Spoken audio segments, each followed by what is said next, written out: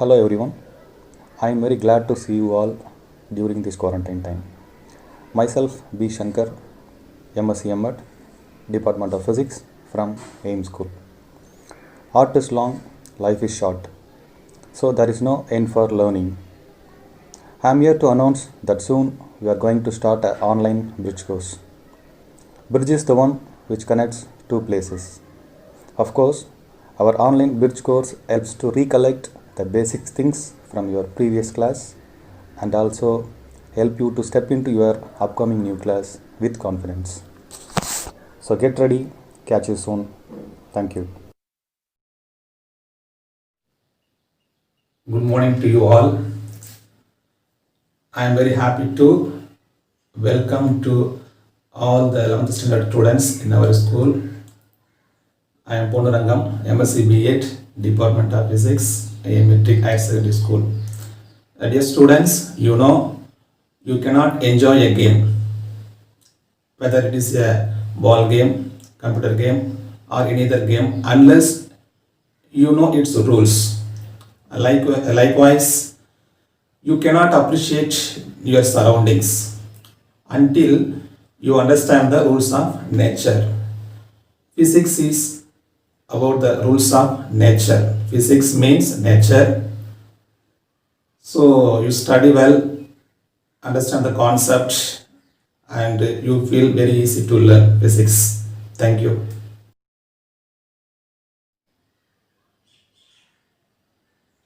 Hi students, welcome to higher secondary first year. I would like to share little data about me with you. This is PK Manigandan. I have completed MA MSc B.Ed. I am one of the PG teacher in Department of Physics of AIM Metric Higher Secondary School.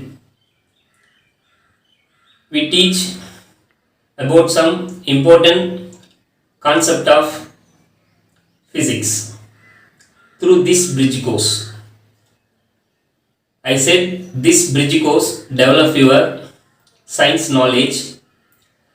Also, it helps to understanding the higher secondary physics lessons easily.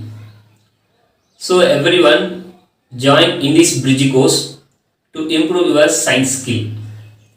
Once again, I heartily invite to AIM Metric Higher Secondary School. Thank you.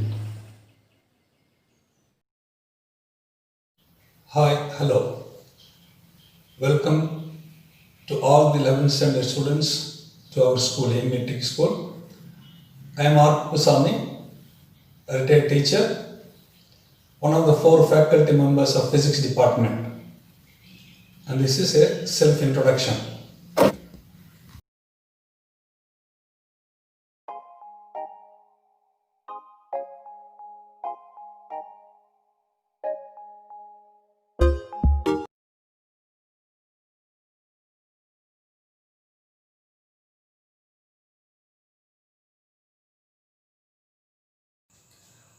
Welcome students to the bridge course in physics. Bridge course, the name it is a bridge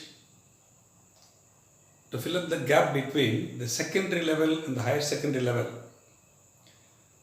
The secondary level, you will be studying the textbooks and the questions in the board exam will appear only from the book by questions. But in higher secondary syllabus, from the last year before, that is when the new book was introduced, the question may appear from anywhere in the lesson. Any question may appear anywhere. So for example, in the higher secondary question paper pattern in physics, you have to answer 15 1-mark questions. And 6 2-mark questions. There is a choice. 9 questions will appear and you have to answer any 6. In this 9, 1 question will be compulsory. And you have to attend 5 from the remaining 8 questions. This is 12 marks, this is 15. Similarly, 9 question will appear in 3 mark question. You have to answer 6. In this 9, one will be made compulsory. It may be a problem or theory. And the marks are 18.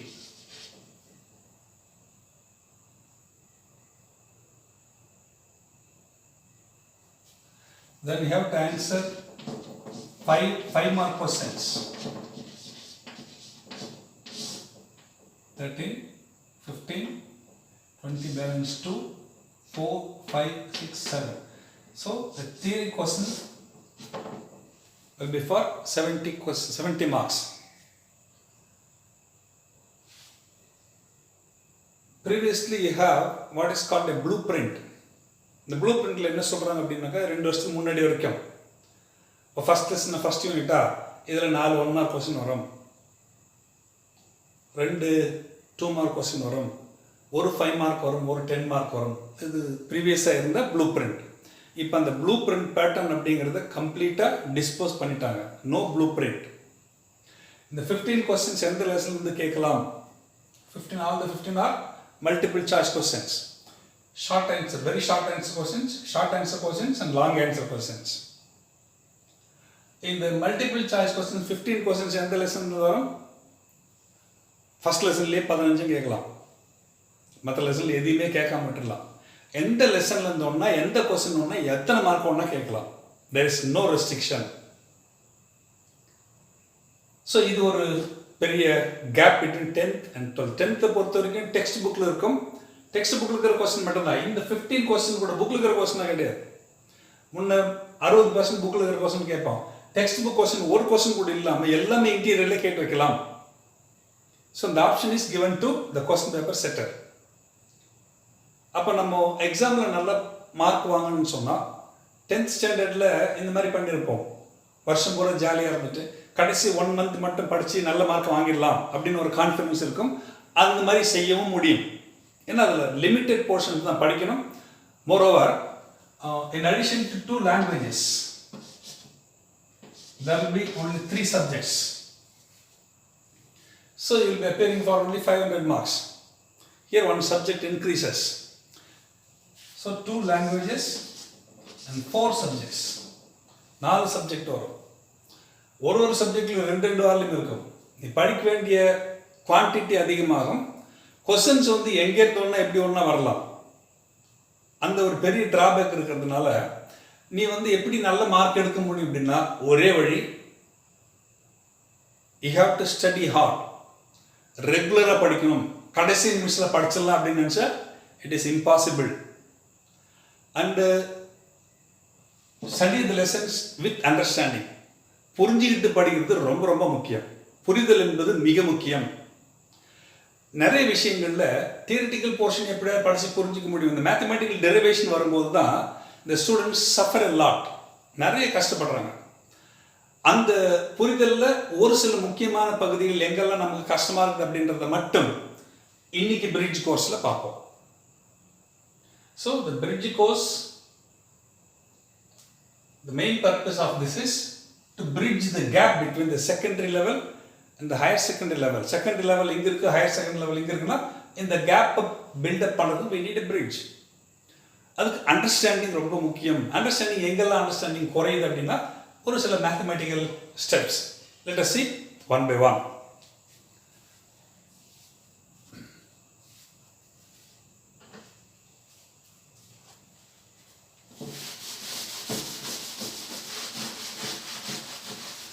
The first and the very basic is addition and subtraction of digits.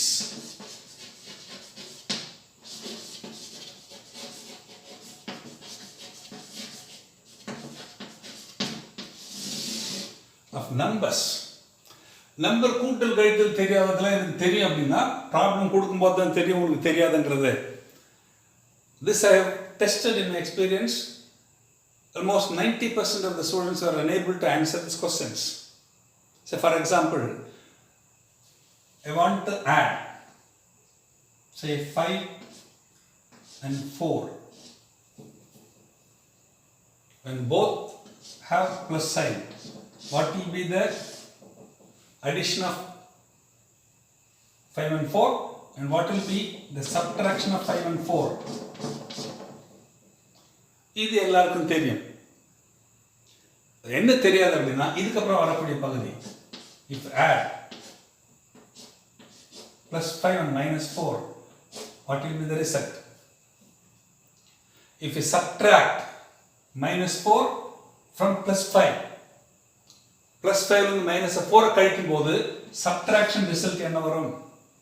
இதே மாதிரி minus 5 minus 4 addition subtraction results, and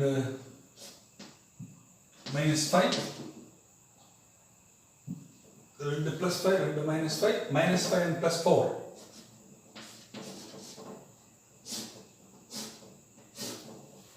so sign மாற்றி கொடுத்துருக்குறேன். இந்த addition ஞாபகம் வச்சுக்கிறதுக்கு எளிமையான சில rules மாதிரி சொல்லப்படும். அது வந்து பெரிய லா ஒன்றும் கிடையாது. எப்படி ஞாபகம் வச்சுக்கிட்டா அந்த கரெக்ட் ரிசல்ட் நம்ம கொடுக்க முடியும், அது மாதிரி எளிமையாக ஞாபகம் வச்சுக்கிறதுக்காக 2 ரூல் சொல்ல போகிறேன். Addition rule. One is the numbers to be added have the same sign.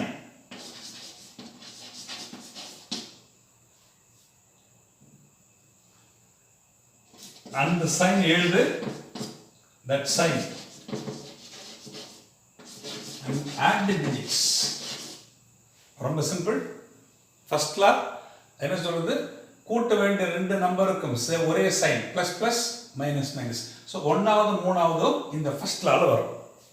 First ரூலில் ஞாபகம் வச்சுக்கலாம். இந்த மாதிரி இதுக்கு ஒன்றும் தனி ஒரு ரூல் லா மாதிரி ஒன்றும் இல்லை. இது எப்படி ஞாபகம் வச்சுக்கிறது அப்படிங்கிற ஒரு குறுக்கு வழி. இதுக்கு இங்கிலீஷில் என்ன ஒரு வேர்டு சொல்லுவோம், நிமோனிக். எம் சைலண்ட், நிமோனிக், நினைவி அப்படின்னு தமிழ் அர்த்தம். எளிதில் நினைவுபடுத்திக் கொள்வது. நிறைய நினைவுகள் உண்டு. இப்போது ஃபிசிக்ஸில் ரெயின்போனுடைய 7 கலர் ஞாபகம் வச்சுக்கிறதுக்கு நம்ம அந்த வெப்ஜிஆர் அப்படிங்கிற அந்த நினைவை யூஸ் பண்ணுவோம். ஃபர்ஸ்ட் லெட்டர்ஸ் மட்டும் கலரில். எல்லா நேரத்துலையும் ஃபர்ஸ்ட் லெட்டர் கலருக்குன்னு அவசியம் இல்லை. இப்போ 12th லெசன் வரும்போது கார்பன் ரெசிஸ்டாரில் ஒரு 10 நம்பர் வரிசையாக ஞாபகம் வச்சுக்கணும்.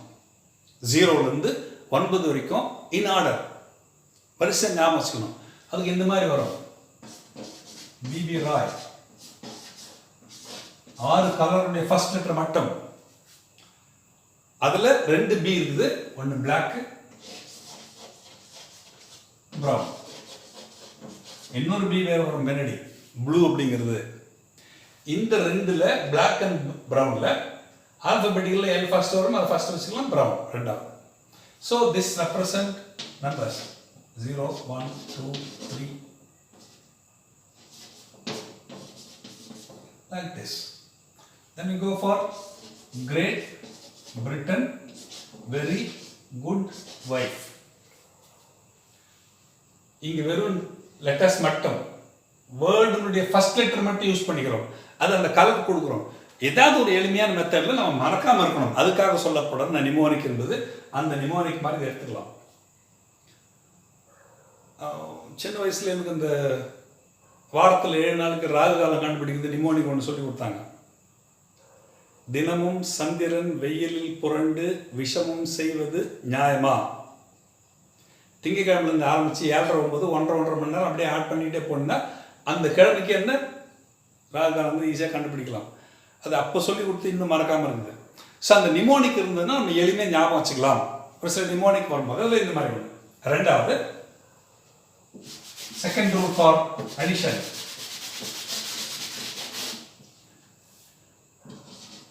ஸோ இது 2த்துல சைன் ஒன்றா இருக்குது. 2 கூட்ட வேண்டிய number plus plus minus minus, அதுக்கு என்ன செய்யலாம் அப்படிங்கிறது. இப்போ இது இந்த அடிஷனுக்கு மட்டும்தான் இந்த ரூல். இப்போ சைன் மாறி இருந்தா டிஃபரண்ட் சைன்,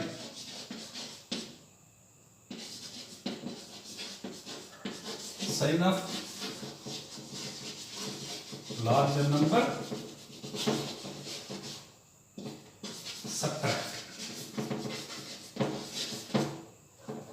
இந்த ரூல் யூஸ் பண்ணி நான் இந்த ஆன்சர் எழுதுறேன். இப்படி இருந்தால் நம்ம தப்பே பண்ண மாட்டோம். கூட்டல் கழித்தல் தப்பு வர்றதுக்கு வாய்ப்பே கிடையாது. There is no chance for you to go wrong. if you apply this, understand these rules and apply it properly, கொஞ்சம் பழக்காக நார்மலில் ஃபாஸ்ட்டாக செய்ய ஆரம்பிக்கலாம். the same sign, இது ரெண்டும் ப்ளஸ் ப்ளஸ் என்ன பண்ணணும், அந்த சைன் எழுதிட்டு 2 டிஜிட் ஆட் பண்ணு, இதே சைன் 2 ஆட் பண்ணு 9, இதே சைன் 2 ஆட் பண்ணு 9. இப்போ இதுக்கு என்ன பண்ணலாம், இந்த ரெண்டும் டிஃபரண்ட் சைன் இருந்தால் பெரிய நம்பருடைய சைன் என்னவோ அதை எழுது, பெரிய நம்பர் சைன் எது. இப்போ இந்த 2 நம்பரில் பெரிய நம்பருடைய சைன் ப்ளஸ், அப்புறம் சப்ட்ராக்ட், கீழே இருந்து பெரிய நம்பரை மேலே இருந்து பெரிய நம்பர்னு அவசியம் இல்லை, பெரிய நம்பர்லேருந்து சின்ன நம்பரை சப்ட்ராக்ட் பண்ணு, 5 4 பண்ண இங்கே பெரிய நம்பரோட சைன் மைனஸ், அதுக்கப்புறம் இந்த சைனில் மறந்துட்டு 5 4 பண்ணுவோம் -1 அடிஷன். சரி, கொஞ்சம் எளிமையாக ஞாபகத்தை வச்சுப்போமா. ஆட் பண்ண வேண்டிய 2 நம்பருக்கு சைன் சேமாக இருந்தால் அந்த சைன் எழுதி 2 டிஜிட்டை கூட்டி போட்டுரு. ஆட் பண்ண வேண்டிய 2 நம்பருடைய சைன் டிஃப்ரெண்ட்டாக இருந்தால் இந்த 2 நம்பரில் எந்த நம்பர் பெருசோ அதனுடைய சைன் எழுதிட்டு இருக்கிறதுல பெரிய நம்பர் மேலே இருந்தா கீழே தான் பற்றி கவலை கிடையாது. சப்போஸ் இதே நம்பர் எப்படின்னு வச்சுப்போம், -4 + 5, இதுக்கு ரிசல்ட் சேம் ரிசல்ட். ஆட் பண்ணும்போது சப்ட்ராக்ஷன் இது மாத்திரம் ஆன்சர் மாறுபடும், வித்தியாசப்படும், அது வேறு. பட் அடிஷனை பொறுத்த வரைக்கும் ப்ளஸ் மைனஸ் ரெண்டாவது rule, different sign second rule. அப்போ என்ன பண்ணணும், பெரிய நம்பர் சைன் எழுது, பெரிய நம்பர் சின்ன நம்பர் கழி, அது மேலே இருந்து கீழே கீழே இருந்து மேலே கிடையாது, பெரிய நம்பர் சின்ன நம்பர் கழிச்சு. Then we go for addition, then go for subtraction. These are the rules for addition rules. சப்ட்ராக்ஷனுக்கு தனியாக செப்பரேட்டாக ரூல்ஸ் எதுவும் இல்லை, ஒரு சின்ன சேஞ்ச் பண்ணி அடிஷன் ரூலை அங்கேயும் அடிஷன் ரூல் தான் பயன்படுத்த போகிறோம். என்ன சேஞ்சுன்னா, செகண்ட் நம்பருடைய சைனை மனசில் மாற்றிக்கணும். Change the sign of the second number in your heart, in your mind. Don't change it, erase பண்ணிட்டு இது சேஞ்ச் பண்ணிடாத, மனசுலேயே அப்படி மாற்றுற மாதிரி நினச்சிக்கோ. அதுக்கப்புறம் செகண்ட் நம்பருடைய சேஞ்ச் பண்ண சைனுக்கும் ஃபர்ஸ்ட் நம்பருடைய சைனுக்கும் இடையில இந்த அடிஷன் ரூல் அப்ளை பண்ணும், பிகாஸ் சப்ட்ராக்ஷன். ஸோ செகண்ட் நம்பருடைய சைனை மனசுல மாற்றிக்கிட்டு அடிஷன் 2 ரூல் அப்ளை பண்ணு. Let us do the sums. So இந்த இடத்துல I have to subtract என்ன ரூல், ரெண்டாவது நம்பருடைய சைனை மனசுல மாற்றிக்கணும், இதை மைனஸ்ன்னு நினச்சிக்கணும் நான். அதுக்கப்புறம் இப்போ இந்த 2 சைனை பார்த்தீங்கன்னா டிஃப்ரெண்ட் சைனாக இருக்குது. ஸோ செகண்ட் ரூல், செகண்ட் ரூலில் 2 சைன் வித்தியாசப்பட்டா பெரிய நம்பரோட சைன் எழுதி பெரிய நம்பர் சின்ன நம்பர். இப்போ இது பார்த்தீங்கன்னா -4, இது +5. இதுக்கு அடிஷன் ரூல் பார்த்தீங்கன்னா பெரிய நம்பரோட சைன் எழுதி பெரிய நம்பரும் சின்ன நம்பரை சப்ட்ராக்ட் பண்ணும். இது 5 4 பண்ண 1, இது நல்லா தெரியும். 5 - 4 1ங்கிறது நல்லாவே தெரியும். ரூல் அப்ளை பண்ணி போடும்போது இந்த மாதிரி செகண்ட் ரூல், செகண்ட் சம் என்ன பண்ணணும், கழிக்கும் போது கீழே இருக்கிற நம்பருடைய சைனை மனசுல மாற்றிக்கணும். அப்படின்னா இதை மைனஸாக நினச்சிக்கோ, அடிச்சு ப்ளஸ் அடிச்சு மைனஸ் போட்டுறாத, மைனஸாக நினச்சிக்கோ. அதுக்கப்புறம் இந்த மைனஸும் ஃபர்ஸ்ட் ரூலா செகண்ட் ரூலான்னு பாரு. எப்போ 2 சைனை ஒன்றா வந்துருச்சோ ஃபர்ஸ்ட் ரூல் தான். 2 சைனை ஒன்றா வந்துட்டா அந்த சைன் எழுதி 2 டிஜிட்டை ஆட் பண்ணி எழுது. தேர்ட் ஒன், இது சைன் மனசுல மாற்றிக்கிட்டா +4 வரும். +4 -5 அடிஷன் ரூல் அப்ளை பண்ணால் பெரிய நம்பருடைய சைன் மைனஸ் 5 நம்பர் பண்ணணும், 5 - 4 1. Then this, change the sign of the second number, -4, same sign, write that sign and the digits. So அடிஷனுக்கு 2 ரூல் மனப்பாடம் பண்ணிட்டா சப்ட்ராக்ஷன் தனியாக ரூல்னு எதுவும் இல்லை. மனசுலேயே ரெண்டாவது நம்பருடைய சைன் மட்டும் மனசுலேயே மாறுற மாதிரி நினச்சிக்கிட்டு முதல்ல போடுறது கஷ்டமாக இருக்கும், போட்டு பார்த்துட்டு அதுக்கப்புறம் பை ப்ராக்டிஸ் இந்த பக்கத்தில் மைனஸ் போடாமே மைனஸ் வந்து ப்ளஸ் வந்து பார்த்து will be able to do this. This is one part, addition and subtraction of digits. This will be very much useful when you are adding and subtracting log values. Theory problem செய்யும்போது multiplication டிவிஷனில் வரும்போது லாகர் எடுத்து கூட்டி கழிக்க வேண்டியதாக இருக்கும். அந்த லாகர்தான் கூட்டுறது லாகர்தான் கழித்தல் என்பது வரும்போது இந்த அடிஷன் சப்ட்ராக்ஷன் ரூல் நமக்கு யூஸ் ஆகும்.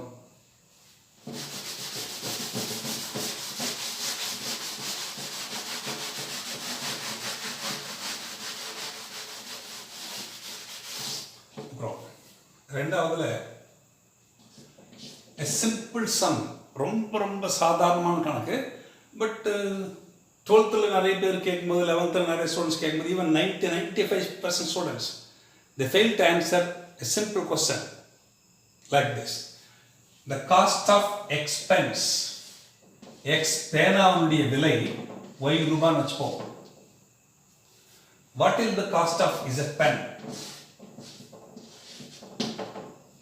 கேட்ட தெரியல அப்படிங்கிறது ஆன்சர். இதே சம்ம இந்த லெட்டர்ஸ் பதிலாக நம்பராக கொடுத்துட்டா. ஸோ லெட்டர் கொடுக்கும்போது இது அல்ஜிப்ரான்னு சொல்கிறோம், நம்பராக கொடுத்து அது அரித்மெட்டிக்னு சொல்ல போகிறோம். அரித்மெட்டிக் ஈஸியாக பண்ணிடலாம். அதில் என்ன செய்ய போகிறோன்றத, என்ன ப்ரொசீஜர் செய்யறன்றத குருட்டாம்போக்கில் செய்கிறோம், என்ன செய்யறதுங்கிறது தெரியாமல் செய்கிறோம். இதே கணக்கு நான் இந்த மாதிரி கொடுக்குறேன். 5 பேனாவுடைய விலை 20 ரூபா. 3 பேனா விலை என்ன அப்படின்னா, invariably almost all the students in the class were able to say that 12 rupees is the cost of 3 pence. எப்படி வந்தது? அவன் சொல்றான் 5 4 20. 5 × 4 பெருக்கணும். 4 இல்லை, 4 நீ தான் கொண்டு வரணும். ஸோ அது கரெக்டான ப்ரொசீஜர் இதான். என்னன்னா 5 பேனாவில் 20 ரூபாய். ஒரு பேனாவில் என்னன்னு கண்டுபிடி. முதல்ல ஒரு பேனாவுடைய விலை 25. அது 3 பேனாவில் மல்டிப்ளை பண்ணினா மல்டிப்ளிகேஷன் பை 3.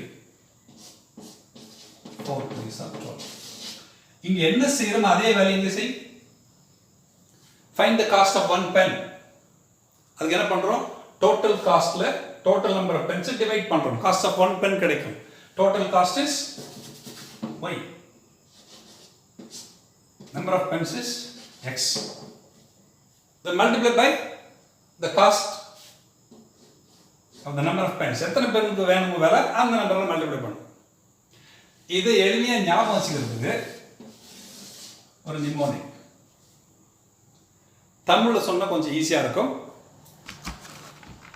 இப்போ there are 3 numbers, x, y, z. First number, second number, third number.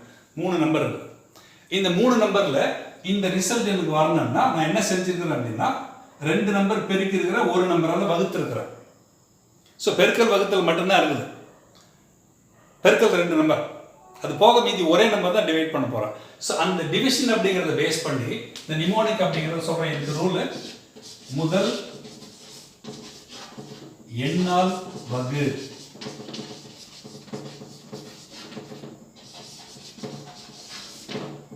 அப்படின்னா மீது 2 நம்பரை மல்டிப்ளை பண்ணணும். ரொம்ப முக்கியமானது. இந்த மாதிரி கணக்கு +1 +2 முடிக்கிறதுக்குள்ள a minimum of 100 times you will come across such type of equations. நிறைய ப்ராப்ளம் போடும்போது, டெரிவேஷன்ஸ் போடும்போது இந்த ஸ்டெப் நிறைய முறை வரும். இது எப்போ ஒரு முறை புரியலையோ 100 தடவை போடும்போதும் புரியாமல் தான் போகும். ஃபர்ஸ்ட் அண்டர்ஸ்டாண்ட் பண்ணிக்க, it will be easier for you to understand. இந்த அண்டர்ஸ்டாண்டிங் மெயின் அப்படிங்கிறது இந்த 2வது மேத்தமெட்டிக்கல் பார்ட்.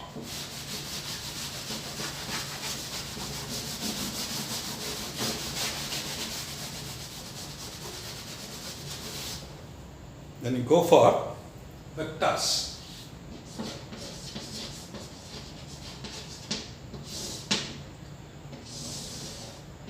ஒரு வெக்டர் கொடுக்கப்பட்டிருக்குது. Vector we know physical quantity scalar vector ரெண்டா பிரிக்கிறோம். ஸ்கேலர்னா டைரக்ஷன் கிடையாது, மேக்னிடியூட் மட்டும். வெக்டர்னா டைரக்ஷன் மேக்னிடியூட் ரெண்டுமே உண்டு.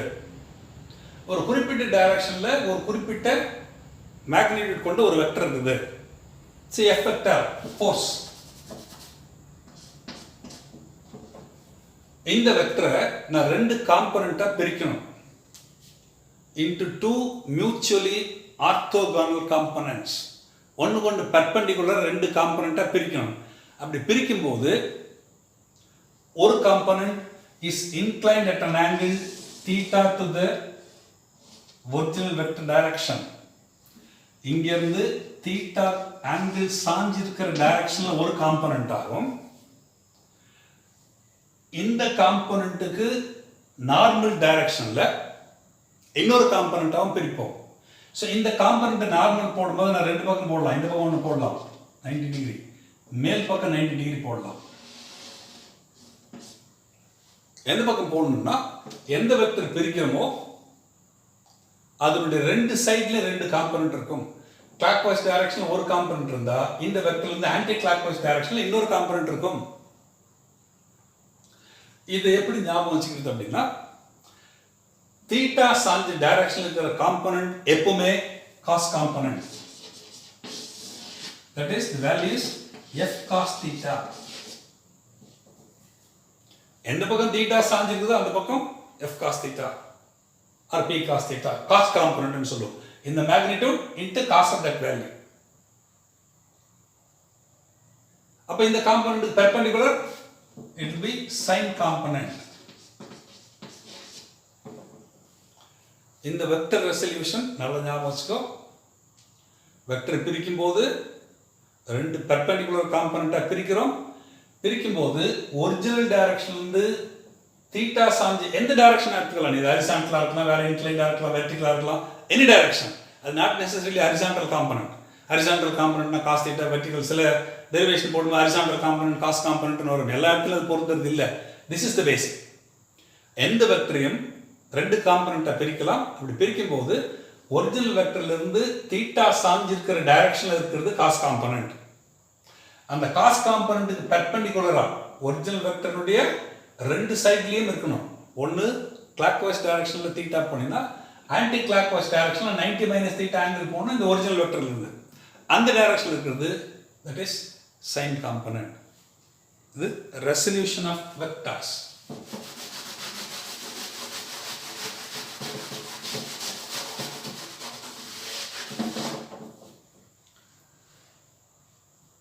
இன்னொரு முக்கியமான பகுதி, இந்த ரெண்டு வெக்டர் வரும்போது வெக்டர் மல்டிப்ளிகேஷன் அப்படிங்கிறது நமக்கு 11th செகண்ட் லெசன்ல வருது. மல்டிப்ளிகேஷன் ஆஃப் வெக்டர்ஸ் மேத்ஸ்லயும் வரும். பட் நமக்கு பிசிக்ஸ்ல நம்ம அப்ளை பண்ணும்போது அந்த இடத்துல ரெண்டு வெக்டர் மல்டிப்ளை பண்ணி வரும்போது ஆன்சர் என்னவா வரும்? ரெண்டு வெக்டர் மல்டிப்ளை பண்ணி வரக்கூடிய ஆன்சர் ஒரு ஸ்கேலராக இருந்தால் அது ஸ்கேலர் ப்ராடக்ட்னு சொல்லுவோம். ரெண்டு வெக்டர் மல்டிப்ளை பண்ணி வரக்கூடிய ஆன்சரும் ஒரு வெக்டராக இருந்தால் அது வெக்டர் ப்ராடக்ட்.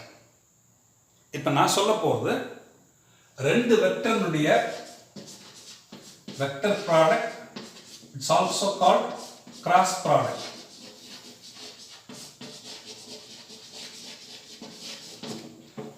இதனுடைய டைரக்ஷன் என்னவா இருக்கும்? If you assume that this is C vector, C vector எந்த டைரக்ஷன் இருக்கும்? இது டெரிவேஷன் நிறைய இடத்துல வரும். மேக்னெட்டிசத்தில் லாரன்ஸ் மேக்னெட்டிக் ஃபோர்ஸ் டைரக்ஷன் வரும். Fleming left hand rule use பண்ணும்போது அந்த கிராஸ் ப்ராடக்ட் எங்கெல்லாம் வருதோ அங்கெல்லாம் இப்போ நான் சொல்ல போகிற இந்த நிமோனிக் யூஸ் பண்ணலாம். ரைட் ஹேண்ட் தம் ரூல் அப்படிங்கிற மாதிரி ஒரு நிமோனிக் வருது, அதை சொல்ல போகிறோம். ஏ வெக்டார்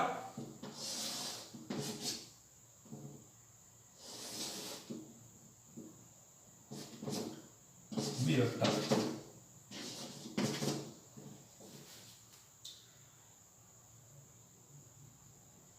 இதில் இந்த நான் சொல்ற இந்த நிமோனிக் பயன்படுத்துறதுக்கு முன்ன இந்த ரெண்டு வெக்டருமே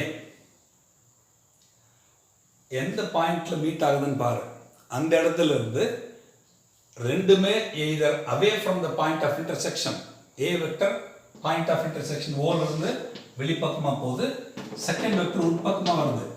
அந்த டைரக்ஷன் எனக்கு தேவையில்லை. அதனால இந்த வெக்டர் கொஞ்சம் எக்ஸ்டெண்ட் பண்ணி I take the direction like this.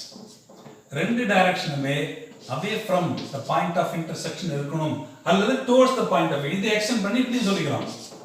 இந்த ரெண்டு வெக்டர் கணக்கு எடுத்துக்கலாம், இந்த ரெண்டு வெக்டர் கணக்கு எடுத்துக்கலாம். இப்போ இந்த ரெண்டு வெக்டருடைய கிராஸ் ப்ராடக்ட் சி வெக்டர் என்ன திசையில் இருக்கும் அப்படின்னா இந்த ரெண்டு வெக்டருக்கும் பெர்பெண்டிகுலர் டைரக்ஷன் இருக்கும். ஏ வெக்டருக்கும் பி வெக்டருக்கும் பெர்பெண்டிகுலராக சி வெக்டருக்கும். இந்த பெர்பெண்டிகுலர் டைரக்ஷன் சொன்னால் இப்போ ரெண்டு வெக்டரும் பிளாக் போர்டு பிளேனில் இருக்குது. இதுக்கு பெர்பெண்டிகுலர்னா maybe like this is perpendicular. இந்த ரெண்டு டைரக்ஷன் இருக்குது, ஒன்று into the black board and away from the black board. இதில் எந்த டைரக்ஷன் கரெக்டாக எடுத்துக்கணும் அப்படின்னா இன்டு அவே ஃப்ரம். பெர்பெண்டிகுலர் மட்டும் கான்ஃபிடென்ட். அதை கண்டுபிடிக்கிறது தான் இந்த நிமோனிக் சொல்லப்படுகிறது right hand rule. Place your right hand along the first vector direction. இந்த மாதிரி வச்சுப்பீங்க. Extend the thumb.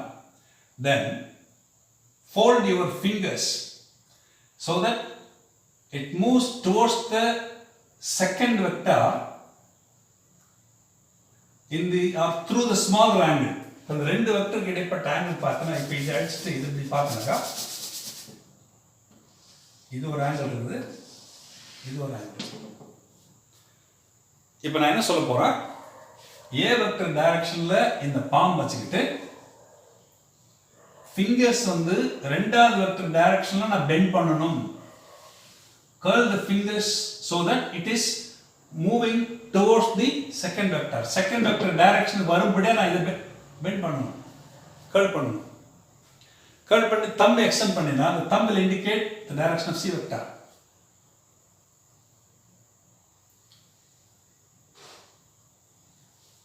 A vector cross B vector, C vector away.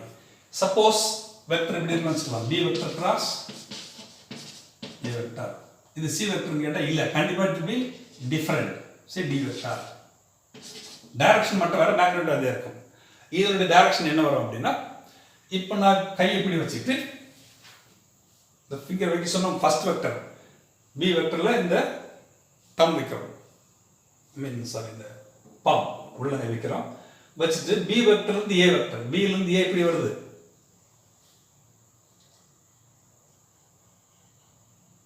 ஆனா இந்த ஃபிங்கர் மடக்கும் போது ஸ்மாலர் ஆங்கிள் எங்க இருக்குதோ அந்த பக்கம் தான் மடக்கணும். அப்படி மடக்கினாதான் அந்த ரூல் போடணும். So you should curl the finger towards the second vector through the smaller angle of the two. இந்த ரெண்டுல எது சின்ன ஆங்கிளோ அது வழியா தான் பெண்ட் பண்ணணும். புக்ல கொடுக்கிற ரூல் இது. அப்போ இப்படி வச்சுக்கிட்டு இப்படி பெண்ட் பண்ணா okay, perpendicular away A cross B. So B cross A என்ன டைரக்ஷன் வரும் அப்படின்னா, இப்படி வச்சுக்கிட்டு இப்படி பெண்ட் பண்ணக்கூடாது. இப்படி வச்சுக்கிட்டு இந்த விரலை இப்படி மடக்க முடியாது. இந்த விரலை நான் இப்படி கர்ல் பண்ண முடியுமா? முடியாது. அப்போ விரலை மடக்கிற அளவுக்கு எந்த பக்கம் வைக்க முடியும்? இப்படி வைக்கிற இந்த பாமை I can place it like this. Perpendicular into the blackboard. இப்படி வைக்கிறேன். இப்போ B ல இருந்து A க்கு நான் பெண்ட் பண்றேன். So the thumb is perpendicular and into the blackboard. இது டெக்ஸ்ட் புக்ல சொல்ற ரூல். நான் ஒரு ரூல் சொல்றது, இது விரல் இப்படி வை அப்படி வைன்னு சொல்றதை விட ரொம்ப எளிமையான வழி. ஒரு ரைட் ஹேண்ட் ஸ்க்ரூ எடுத்துப்போம். ரைட் ஹேண்ட் ஸ்க்ரூ வேணும், கிளாக் வைஸ்ல திருப்பினா ஸ்க்ரூ உள்ள போகும். இப்படி திருப்பினா ஸ்க்ரூ உள்ள போகும். You go into the clockwise direction. Anti-clockwise direction திருப்பினா screw will come out. இது ரைட் ஹேண்ட் ஸ்க்ரூ. இப்படி திருப்பும் போது டைட்டாக ஒரு ஸ்க்ரூ இருக்குது. லேடிஸ் பயன்படுத்துகிற ஜுவல்ல இருக்கக்கூடியது, கொலுசு, காதல் கம்மல், மூக்குத்தி எல்லாம் பார்த்தீங்கன்னா ஜுவல் இப்படி திருப்பினா தான் உள்ள போகும்போது ஆன்டி கிளாக் வச்சு திரும்ப தான் டைட் ஆகும். அது லெஃப்ட் ஹேண்ட் ஸ்க்ரூன்னு பேர். இப்போ நான் சொல்றது ரைட் ஹேண்ட் ஸ்க்ரூ. இப்போ நமக்கு தெரியும் ரெண்டு வெக்டரோட கிராஸ் ப்ராடக்ட் சி வெக்டர்னு சொன்னால் அதனுடைய டைரக்ஷன் இந்த ரெண்டு பெர்பெண்டிகுலர். இப்போ ஏவும் பியும் பிளேன் ஆஃப் பிளாக் போர்டு இருக்குது. இப்போ இதுக்கு பெர்பெண்டிகுலர் டைரக்ஷனில் இருக்க போகுது, இந்த மாதிரி இருக்க போகுது. அது into the black board, away from the black போர்டா. ரைட் ஹேண்ட் ஸ்க்ரூ இந்த மாதிரி வை. First vector direction second vector இது திருப்பு. ஃபர்ஸ்ட் வெக்டர் ஏ இங்க இருக்குது, பி இங்க இருக்குது. Turn it in the anti clockwise direction. Anti clockwise direction it will come up. இதெல்லாம் பாம்லையும் சொன்னோம். பாம் இப்படி வச்சு திருப்பினா தம் அவே ஃப்ரம் பிளாக் போர்டு.